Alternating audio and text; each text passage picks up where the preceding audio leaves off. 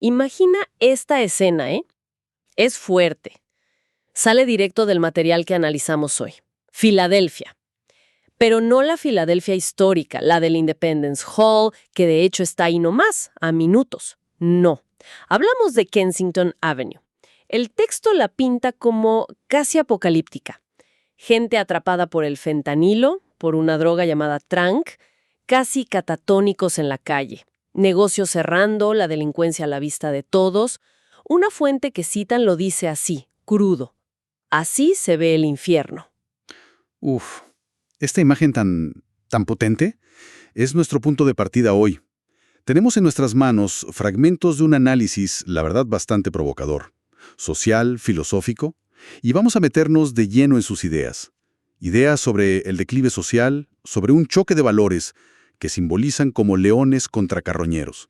Y también sobre algo interesante, la diferencia entre culturas de culpa y culturas de vergüenza. La misión de esta charla es esa, desentrañar qué nos quiere decir este material, cuáles son sus argumentos centrales. Así que bueno, vamos a desglosarlo. Empecemos volviendo a Kensington. Esa descripción, ¿qué más nos cuenta el texto sobre lo que pasa ahí? Sí, el texto profundiza bastante en esa imagen, ¿eh? Es bastante gráfico. Habla de una crisis de fentanilo terrible, con escenas muy duras en calles como Kensington Avenue, también Westmoreland. Describe una mezcla complicada.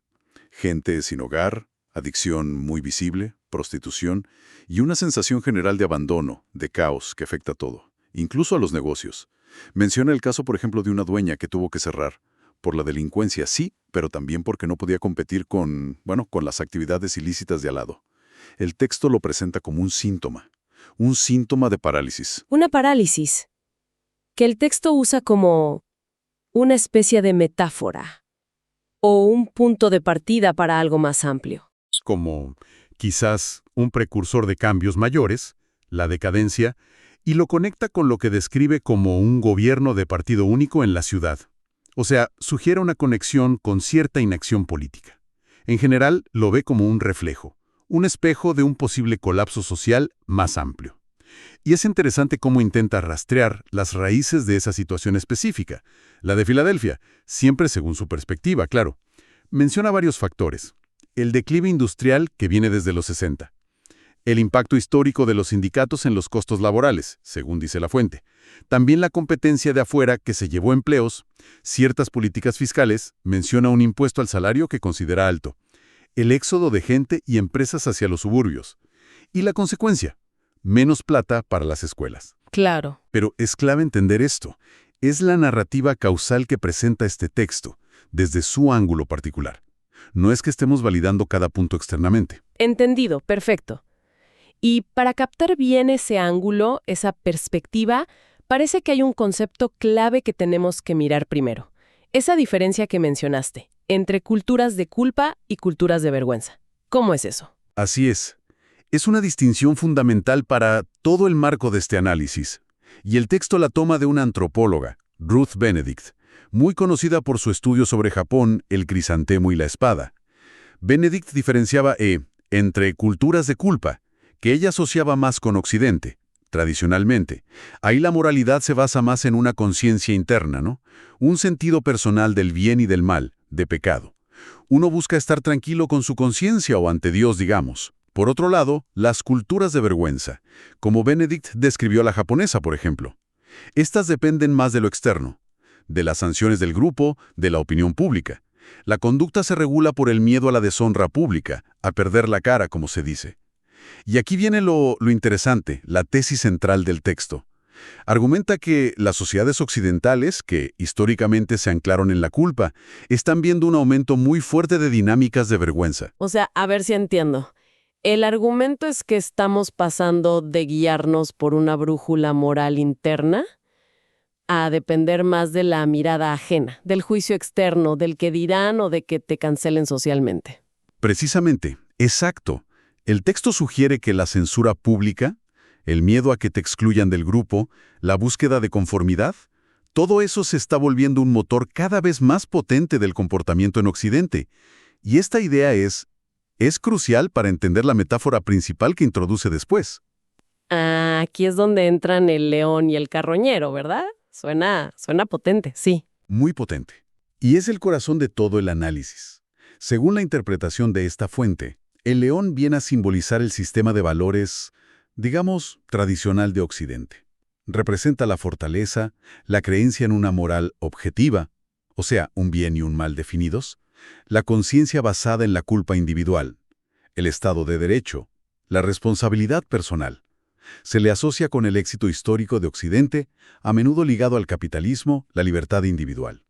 Este león, según el texto, cree en el pecado, sí, pero también cree en la redención, en el perdón, valora la prudencia, la misericordia, y su impulso es construir, mantener.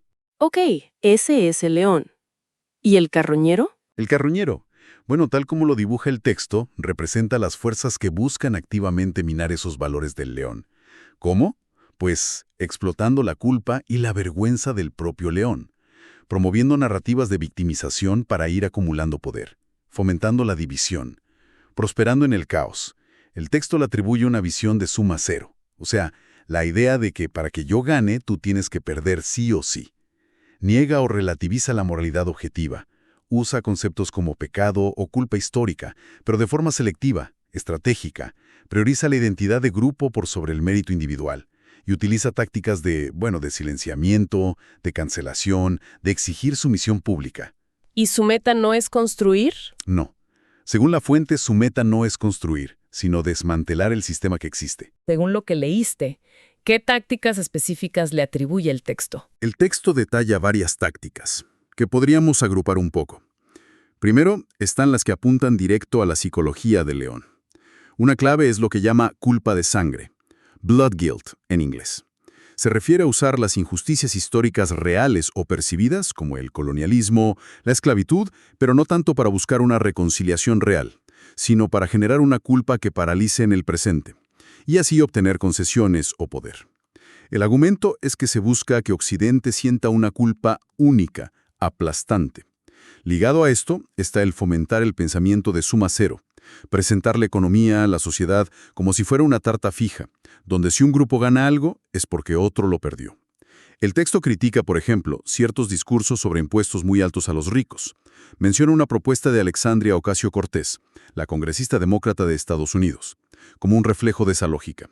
La idea de fondo es que la riqueza no se crea, solo se reparte o se quita. Entiendo.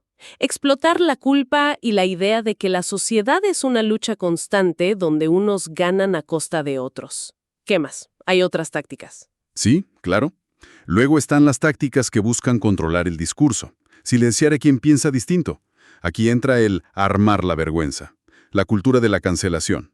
El objetivo no es debatir ideas, sino condenar públicamente, exigir disculpas humillantes, lograr la sumisión del otro.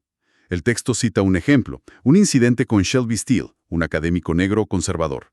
Según la fuente, fue confrontado muy agresivamente por estudiantes en los años 60, y el presidente de la universidad, en lugar de defender la libertad de expresión, cedió a las demandas.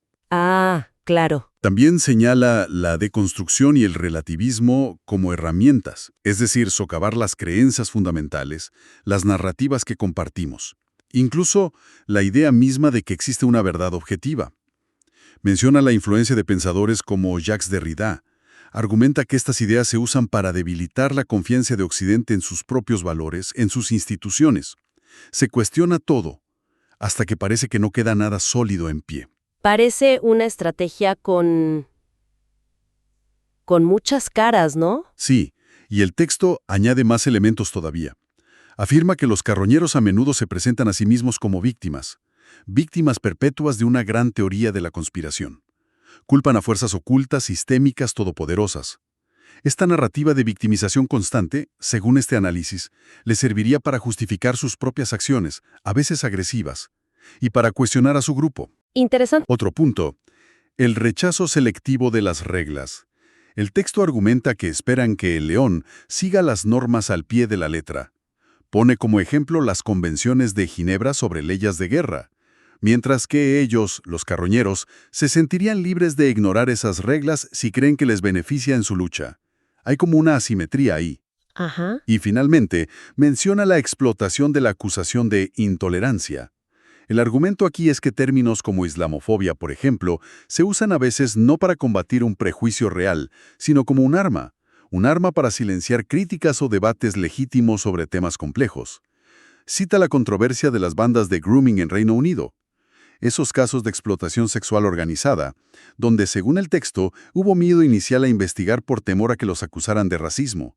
Y también la fatwa contra Salman Rushdie, como ejemplos de silenciamiento a través de la intimidación o la acusación. Vaya, es un conjunto de tácticas bastante demoledor el que describe. Si conectamos los puntos, ¿cuál es el patrón general que emerge de todo esto, según la fuente? El patrón que dibuja el texto es el de un actor, el carroñero, que no busca jugar dentro de las reglas del sistema del león, no quiere debatir ideas en ese marco. Su objetivo es desacreditar el sistema entero, reemplazarlo. Y lo que resulta particularmente interesante en este análisis es cómo sugiere que una de las herramientas más efectivas del carroñero es justamente la propia naturaleza del león. Su capacidad de autocrítica, su sentimiento de culpa, su compromiso con las reglas. Es como si le diera el león al carroñero las armas para atacarlo. Eso nos lleva directo a la vulnerabilidad del león. ¿Por qué sería tan vulnerable según este análisis? Su tendencia a la culpa, a la autocrítica constante, el mea culpa, ¿no? Su insistencia en seguir las reglas, incluso cuando el otro no lo hace. Y algo crucial, según esta fuente, su aparente dificultad para reconocer la naturaleza existencial del conflicto. Parece que el Leo piensa que el carroñero busca concesiones o reformas, cuando según el texto lo que busca es un cambio radical, de poder y de valores. No entiende, o tarda en entender, que el objetivo final es desmantelar todo. Y supongo que de ahí viene la advertencia sobre no intentar apaciguarlos, ¿no? Exacto. El texto es muy directo en esto. Y usa un ejemplo histórico fuerte, Franz von Papen, en la Alemania de los años 30. Von Papen era una figura del establishment conservador. Un león, en esta metáfora. Y creyó que podía controlar o moderar a Hitler y los nazis, los carroñeros del símil, si los metía en el gobierno. El resultado ya lo sabemos. El establishment fue barrido. La lección que extrae el texto es que intentar apaciguar o cooptar a quienes buscan destruir el sistema desde dentro es una estrategia muy peligrosa, incluso suicida. Entonces, ante este diagnóstico tan sombrío que presenta la fuente, ¿cuál es la conclusión? La respuesta que propone para el león. La conclusión del texto es un llamado a la acción bastante claro, la verdad. Dice literalmente que el león debe rugir. ¿Y qué significa eso?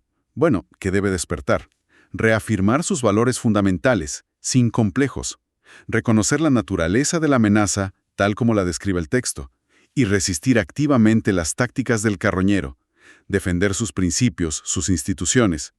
Es una llamada a la autoafirmación, sí, y a la resistencia. Y este marco teórico, este esquema león carroñero, el texto lo aplica a situaciones actuales, ¿verdad? ¿Cómo conecta estas ideas con debates de hoy? Sí, el texto no se queda solo en la teoría. Utiliza este esquema para interpretar diversos temas actuales. Para ilustrar su argumento, por ejemplo, en política. Analiza discursos o políticas de figuras como Joe Biden, Kamala Harris o Barack Obama. Interpretándolos, y esto es crucial subrayarlo, es la interpretación específica de esta fuente como expresiones que apelan a la culpa o que promueven ideas que considera propias de la mentalidad carroñera. Ajá. En economía, plantean la lucha como una entre el capitalismo y el libre mercado asociados al león, que creen crear riqueza, versus visiones de suma cero y demandas de redistribución forzada que atribuye al carroñero. Claro. En política exterior, examina cómo se perciben amenazas globales como China o Rusia y cómo responde Occidente. Menciona a figuras como Noam Chomsky, por ejemplo, como un caso de lo que considera una perspectiva carroñera, que tiende a culpar principalmente a Estados Unidos por los conflictos mundiales. Entiendo. Y en temas sociales, vuelve a ejemplos como el debate sobre la islamofobia o la controversia de las bandas de grooming en Reino Unido. Los presenta como casos donde, según su análisis, las acusaciones de intolerancia se usan para silenciar, o el miedo a esas acusaciones lleva a no actuar. Es decir, usa todos estos ejemplos para darle cuerpo a su tesis sobre un conflicto profundo de valores, para que no sea solo abstracto. Exactamente. El objetivo es mostrar que este marco león carroñero no es solo una teoría en el aire, sino una lente, una lente a través de la cual, según el texto, se pueden entender muchos de los conflictos de hoy. Y de nuevo, nuestro papel aquí es exponer cómo la fuente usa estos ejemplos para sostener su argumento, sin validarlos ni refutarlos nosotros desde afuera. Buscamos entender la lógica interna de este análisis. Y esto, claro, plantea preguntas interesantes sobre cómo se construyen estos marcos interpretativos tan potentes en el debate público, ¿no? Totalmente. Bien, hagamos un repaso rápido entonces de las ideas clave que hemos desgranado de estos fragmentos. Empezamos con esa imagen tan fuerte de Kensington como símbolo de un posible declive. Luego exploramos la distinción entre culturas de culpa, la conciencia interna, y culturas de vergüenza, la opinión externa. Y la tesis del texto sobre un giro hacia esta última en Occidente. Y el corazón del análisis, la metáfora de los leones, defensores de valores tradicionales, versus los carroñeros que, según la fuente, explotan la culpa y buscan poder mediante la división y el desmantelamiento. Así es. Y la tensión central que recorre todo el material es esa. La de este supuesto conflicto existencial entre dos sistemas de valores que parecen irreconciliables. El texto describe con mucho detalle las tácticas que atribuye a los carroñeros para debilitar a los leones, usando, irónicamente, la propia autocrítica y el apego a las reglas de estos en su contra. Y culmina con esa advertencia sobre los riesgos de intentar apaciguarlos y un llamado a la reafirmación y la resistencia por parte del león. Entonces, ¿qué nos deja todo esto? Lo que hemos visto es un análisis que presenta una dicotomía muy marcada. Casi una lucha épica entre leones y carroñeros para explicar fenómenos sociales, culturales, políticos, muy complejos. Quizás una reflexión final que nos puede dejar este material, pensando solo en su estructura argumental, es esta. ¿Qué posibles implicaciones, o quizás qué puntos ciegos, podría tener el mirar las enormes complejidades del mundo actual, principalmente a través de una lente tan binaria? Tan polarizada. ¿Qué matices, qué otras perspectivas podrían quedar fuera de foco cuando se adopta un marco que define el conflicto en términos tan absolutos? Es algo sobre lo que creo vale la pena reflexionar.